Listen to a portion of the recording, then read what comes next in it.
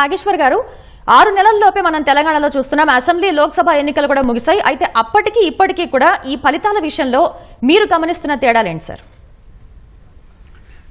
తెలంగాణ రాష్ట్రంలో అసెంబ్లీ ఎన్నికలకు పార్లమెంట్ ఎన్నికలకు మధ్య చాలా స్వల్ప కాలం మాత్రమే ఉన్నది. 6 నెలల కాలం. 6 నెలల కాలంలో పెద్దగా కాంగ్రెస్ పార్టీ విజయదుందుబి మోగించినటువంటి కాంగ్రెస్ పార్టీకి తక్షణం వ్యతిరేకత వచ్చేటటువంటి పరిస్థితి అయితే తెలంగాణలో లేదు. ఈ 5-6 నెలల కాలంలో బీఆర్ఎస్ పార్టీ చాలా నిర్వేదంగా ఒక రకంగా నిస్సత్తువుగా ఉండి క్యాడర్ అంతా కూడా ఒక నిరాశమైనటువంటి పరిస్థితిలో ఉన్న పరిస్థితి ఉంది.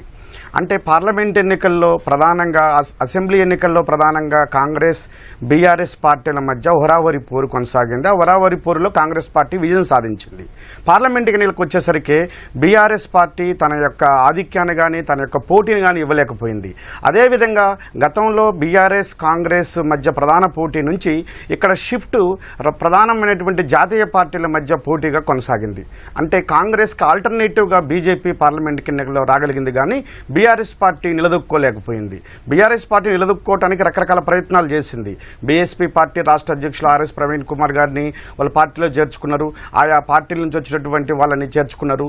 నిన్న మొన్న జరిగినటువంటి ఎమ్మెల్సీ ఎలక్షన్స్లో బీఆర్ఎస్ పార్టీ ఆధిక్యం చూసి కూడా బీఆర్ఎస్ పార్టీ సానుభూతి పరుల అభిమానులు పెద్ద ఎత్తున ఆనందం అయితే వ్యక్తం చేశారు. కానీ క్షేత్రస్థాయిలో చూసినప్పుడు పార్లమెంట్ ఎన్నికల ట్రెండ్ ఎప్పుడు ఒక రకమైనటువంటి డిఫరెంట్ వాతావరణానికి మాత్రం తెరలేపింది.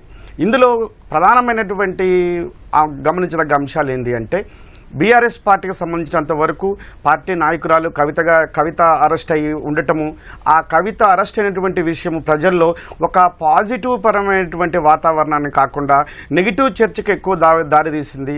బీఆర్ఎస్ శ్రేణులు కూడా ఇండైరెక్ట్గా సపోర్ట్ చేయలేనటువంటి పరిస్థితుల్లో బీఆర్ఎస్ పార్టీ ఉంది. అంటే బీఆర్ఎస్ పార్టీ గత 10 ఏళ్లలో రాష్ట్రంలో చేసినటువంటి వాళ్ళ నిరుద్యోగుల పట్ల వాళ్ళ వైఖరి కానీ ఉద్యోగాలు ఫిలప్ చేయటం కానీ ముఖ్యంగా కేసీఆర్ కుటుంబం పట్ల ఉన్నటువంటి వ్యక్తిగత పరమైనటువంటి ఒక ఆలోచన వ్యక్తిపరమైన ధోరణి ఈ 6 నెలల్లో పెద్దగా ప్రభావం చూపలేకపోయింది.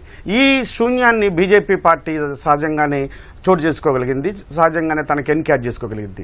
మరోపక్క రామ మందిరం నిర్మాణం తర్వాత అర్బన్ ఏరియాస్లో ప్రజల ఒక ఆధ్యాత్మిక భావన అయితే బలంగా రాగలిగింది.